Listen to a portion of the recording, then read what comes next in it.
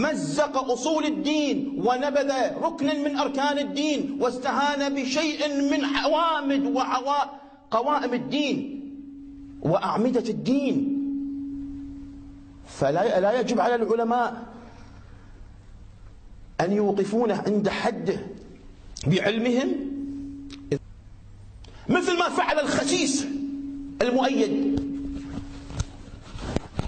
قبل كم سنة كنا نقول في واحد من العلماء أو في واحد من المعممين صار وهابي، صار غير مذهبه من الشيعي إلى السني. في واحد ما كان فيها لو 1% ما كان فيه، شخصية واحدة ما فيه. صحيح ولا مو صحيح؟ الآن لا، طلعت شخصيات وشخصيات. طلع أحمد الكاتب اللي ينكر الإمام الحجة، وطلع فضل الله اللي نكر مظلومية الزراء بكبرها، والآن يطلع لك حسين المؤيد الخبيث اللي راح وصار وهابي، والآن في الطريق كمال الحيدري اللي نكر أصل الإمامة، أصل الدين نكره.